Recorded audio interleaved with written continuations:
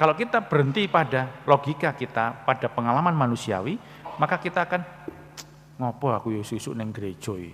Kenapa ya saya pagi-pagi ke gereja?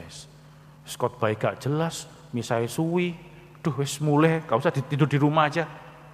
Berhenti. Tidak ada diperjuangkan. Nah, coba direnungkan. Apakah saya jika mengalami hal-hal yang tidak saya mengerti, saya mulai mengendurkan perbuatan baik saya?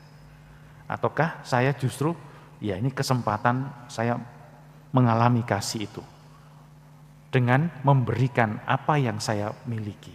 Nah, coba direnungkan sekarang. Apakah saya mudah ngelukru? Ngelukru itu kalau benang itu diputar gitu ya, nggak kencang gitu loh. Terus tiba-tiba nggak teratur lagi, tidak komit lagi, tidak setia lagi. Kasih yang disertai dengan kesetiaan akan membuahkan banyak pengorbanan, banyak hal-hal yang baik dari pengorbanan-pengorbanan itu.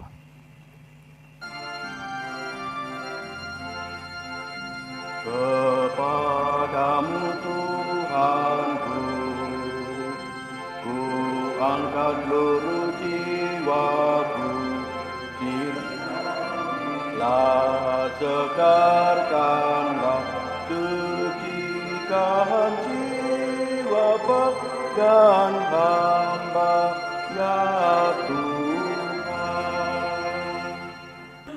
Dalam nama Bapa dan Putra dan Roh Kudus. Amin. Rahmat Tuhan kita Yesus Kristus, cinta kasih Allah dan persekutuan Roh Kudus bersamamu dan bersama rohmu. Para saudara yang terkasih, ujung dari semua permenungan, tujuan dari penciptaan hanyalah satu, cinta. Dan kasih Tuhan yang mau diberikan kepada kita. Dan tugas kita membagikannya kepada orang lain. Nah, itu mari di awal Ekaristi ini coba kita renungkan kembali sejenak. Apakah hidupku sudah menjadi pewartaan kasih bagi orang lain di sekitarku selama ini? Para saudara yang terkasih, kalau lihat suami istri gitu ya, kemarin di telepon gitu ada yang suaminya belum pulang, terus karena praktek, saya tanya, loh pulang jam berapa biasanya? Wah, jam 12 paling cepat. Loh kok kamu gak tidur dulu? Wah, tunggu aja.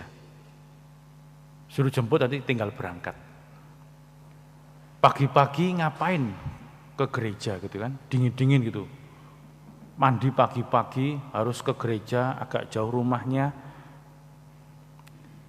Pengorbanan demi pengorbanan, kalau didasari karena cinta, maka kerap kali itu menjadi lebih mudah untuk dilakukan.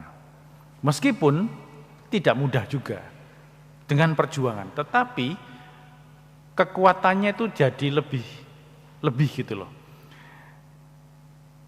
Tujuan ujung-ujung dari semua yang kita renungkan adalah kasih Tuhan. Jadi kalau orang itu mengalami kasih Tuhan, opo wae diberikan. Kalau orang sudah mengalami apa yang, kalau orang sudah dikasihi, mengalami kasih, itu apapun bisa diberikan. Maka sebenarnya pertanyaan besarnya adalah, apakah yang saya perjuangkan selama ini, saya korbankan selama ini demi kasih? Maka pelayanan-pelayanan itu pun kalau tanpa disertai kasih, maka isinya hanya gerundel, hanya ngomel. Maka sering saya katakan toh, kalau orang sungguh-sungguh melayani, dia akan ngomel, dia akan jengkel, dia akan marah.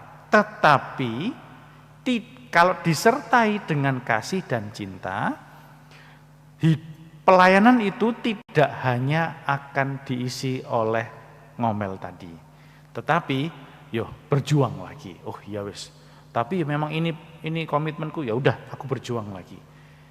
Dalam keluarga, dalam komunitas, dalam hidup kita sehari-hari, pasti ada banyak hal yang tidak enak. Ya, tetapi kalau disertai dengan kasih, maka hal-hal yang tidak enak tadi tetap ada, mungkin tambah banyak, tambah besar, tetapi kasihnya lebih besar lagi. Maka pengorbanan-pengorbanannya lebih bisa dilakukan kembali.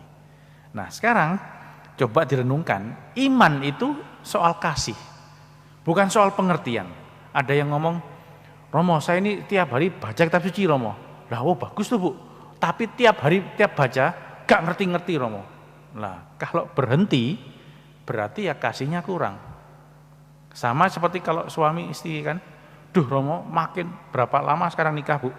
Sekarang udah 40 tahun Romo. Gimana makin ngerti suaminya? Mbuh Romo, makin gak tahu saya masuk karepe iki piye. Kalau gak ngerti berhenti ya selesai perjuangannya.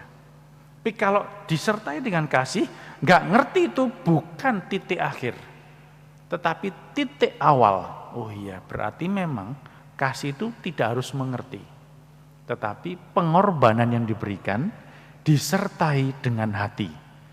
Nah kalau dengan hati, wes kesempatan apapun jadi berharga.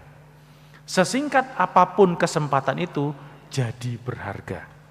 Sesulit apapun kesempatan itu jadi berharga. Nah sekarang coba direnungkan. Apakah aku berhenti? Ini seperti keluarganya Yesus ini. Wah ini enggak waras lagi Yesus ini. Tapi enggak mau mengerti dia. Mereka ini diambil, ditarik dari pelayanan dia. Kalau kita berhenti pada logika kita, pada pengalaman manusiawi, maka kita akan ngopo aku Yesus neng gereja. Kenapa ya saya pagi-pagi ke gereja? Khotbah gak jelas, misai suwi, duh wis mulai, gak usah tidur di rumah aja. Berhenti. Tidak ada yang diperjuangkan. Nah, coba direnungkan. Apakah saya jika mengalami hal-hal yang tidak saya mengerti, saya mulai mengendurkan perbuatan baik saya? Ataukah saya justru ya ini kesempatan saya mengalami kasih itu dengan memberikan apa yang saya miliki. Nah coba direnungkan sekarang. Apakah saya mudah ngelukro? Ngelukro itu kalau benang itu diputar gitu ya, nggak kencang gitu loh. Terus tiba-tiba nggak teratur lagi, tidak komit lagi, tidak setia lagi. Nah, kasih yang disertai dengan kesetiaan akan membuahkan banyak pengorbanan, banyak hal-hal yang baik dari pengorbanan-pengorbanan itu. Marilah mewartakan misteri iman kita. Setiap kali kami makan roti ini dan minum dari piala ini, wafat-Mu Tuhan kami wartakan hingga Engkau datang. Tuhan bersamamu dan bersama rohmu. Saudara sekalian, hidup kita hari ini, anggota keluarga kita, dimanapun mereka berada, senantiasa dibimbing, dilindungi, dan diberkati oleh Allah yang Maha Kuasa, Bapa dan Putra dan Roh Kudus. Amin. Para saudara yang terkasih, dengan demikian Ekaristi Kudus kita telah selesai. Syukur kepada Allah.